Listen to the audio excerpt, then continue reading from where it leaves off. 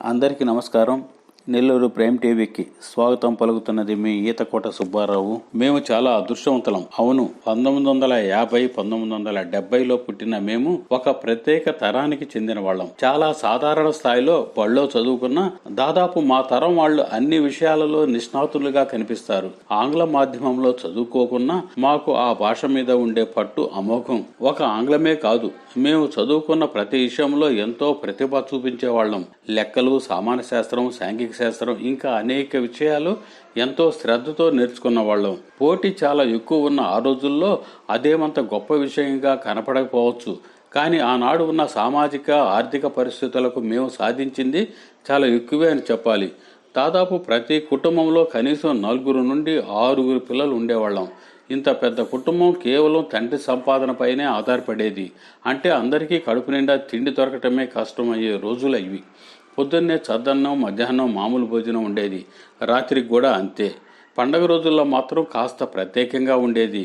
బొగ్గుల కుంపటిల్లోనూ కట్టెల పొయ్యిలోనూ వంటలు చేసి ఇంతమంది పిల్లలను పెంచిన ఆనాటి తల్లి రుణం ఎలా తీర్చుకోవాలి? ఎంత ఇచ్చినా తీర్చుకోలేనిది ఆ తల్లి రుణం. దాదాపు అందరం దుంపల బడిలోనూ, వీధి బడిలోనూ, ప్రభుత్వ ఉచిత పాఠశాలలోనూ చదువుకున్న వాళ్ళమే. మాలో చాలామంది డిగ్రీ చదువులకు వెళ్లే వరకు చెప్పులు లేకుండా నడిచిన వాళ్ళమే. ఆ రోజుల్లో చాలా సాధారణం ఈ పరిస్థితి. బడి చదువులైన వెంటనే తల్లిదండ్రులు తమ బిడ్డలకి ఏదో ఒక ప్రభుత్వ ఉద్యోగం వస్తే చాలు అనుకునేవాళ్ళు. ఆ రోజుల్లో ప్రభుత్వ డిగ్రీ చేసి పీజీ చేసిన వాళ్ళు కూడా తక్కువే. మా తరం వాళ్ళకి సినిమా, రేడియో తప్ప వేరే వినోదం ఉండేది కాదు. 3 అణాలు లేదంటే ఒక పావలానో 30 పైసలు ఇచ్చి తెరకు దగ్గరగా కూర్చుని చూసిన సినిమాలు ఎన్నో. అది కాకుండా రేడియోలో పాత కొత్త పాటలు వినటం ఎంత ఇష్టంగా ఉండేది. ఘంటసాల వెంకటేశ్వరరావు, పిఠాపురం నాగేశ్వరరావు, మాధవపేది సత్యం, సుశీలమ్మ, లీలమ్మ, జిక్కి గారులు పాడిన తెలుగు పాటలు అంటే పడి సచ్చేవాళ్ళం. ఇక హిందీ పాటల విషయానికి వస్తే పాటల ట్యూని బట్టి సంగీత దర్శకులు ఎవరో చెప్పేవాళ్ళం. ఎస్డి బర్మన్, నౌషాద్, మదన్ మోహన్, శంకర్ జైకిషన్, లక్ష్మీకాంత్ ప్యారెల్లల్, కళ్యాణ్జీ, ఆనంద్జీ, ఒకరేమిటి ఎన్ని పేర్లు చెప్పుకోవాలో తెలియదు. ఈ సంగీత సామ్రాట్టులు అందించిన పాటలు ఈనాటికి శ్రోతల హృదయాలలో చిరస్థాయిగా నిలిచి ఉన్నాయి. మాకున్న మరో వినోదం పగలు కూటిబిళ్ళ, గోలీలాట, ఏడుపింకులాట, బచ్చలాట. రాత్రికి హరికథలు, బుర్రకథలు, నాటకాలు చూడటం ఇదే మా వినోద కాలక్షేపం. ఈనాటికి దాదాపు 48, 65 సంవత్సరాలు పూర్తి చేసుకున్న వాళ్ళమే.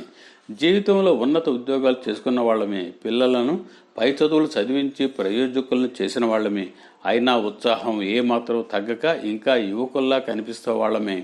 ఈ వయసులో కూడా మన చిన్నప్పటి స్నేహితులను పేరు పేరున గుర్తించుకొని పిలుస్తున్న వాళ్ళమే. ఇక మాకన్నా అదృష్టవంతులు ఎవరుంటారు? ఆహా, జ్ఞాపకాల దొంతరంటే ఇదే. అచ్చంగా మన బాల్యాన్ని మనమే రాసుకున్నట్టుగా ఉంటుంది.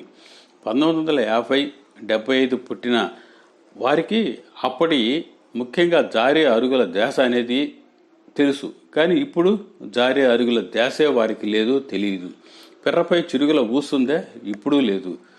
అమ్మ చేతి మురుకులు లేవు, అంత బేకరీలే. అలసట లేని పరుగులు లేవు, ఎందుకంటే రాగానే సెల్ ఫోన్లు. ఎత్తు అరుగులు మొత్తం పోయాయి. రచ్చబండలు మచ్చుకు లేవు. ఈదులో పిల్లల అల్లరి అసలు లేదు. తాతలే ఇచ్చే చిల్లర లేదు. 7 పెంకులు ఏమైపోయాయి? ఎద్దు రెక్కలు ఎడకిపోయాయి. ఎక్కడా ఎదురు తడికలు లేవేమి. ఏ తడికి భోగి పిడకలు లేవు, కనిపించడం లేదు. కూరలమ్మే సంతలు లేవు, పెరుగులమ్మే ముంతలు లేవు. గువ్వలాటలు ముందే లేదు. కుప్పిగంతలు అసలు లేనే లేవు. కళ్ళకు గంతలు అవి తెలియనే తెలియదు. డ్రింకు మూతల గోలే లేదు. బచ్చాలాడే ఇచ్చా లేదు.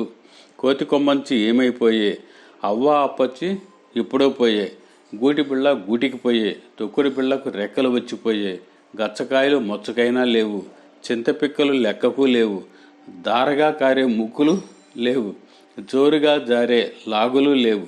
బట్టన మురికి అంటకపోయే. మనసు మురికి జంటగా చేరే. కాకి ఎంగిలి కరువైపోయే. భుజాన చేతులు కూడా ఆఖరికి బరివైపోయే. అన్ని రంగులు ఏడకోపోయే. ఉన్న రంగులు మాసికలయ్యే. ఇది అప్పటి స్నేహాలు, పరిస్థితులు, వాతావరణం, ఆర్థికం, చదువు అన్నీ ముడిపడిన స్నేహాలు ఉండేవి, చదువులు ఉండేవి, ఎదుగుదల ఉండేది. కానీ ఇప్పుడు అన్నీ లేవని, ఈ తరానికి కూడా ఇవన్నీ నేర్పించాల్సిన బాధ్యత కూడా మనకు ఉందనే ఉద్దేశంతో మిత్రులు పెద్దలు కోసు రత్నం గారి సహాయంతో ఈ వీడియోని ముందుకు తీసుకొస్తున్నాను. అందరికీ నమస్కారం. ఈ నెల్లూరు ప్రైమ్ టీవీ నచ్చితే షేర్ చేయండి, లైక్ చేయండి, కామెంట్ చేయండి. సదా మీ ఈతకోట సుబ్బారావు. నమస్తే.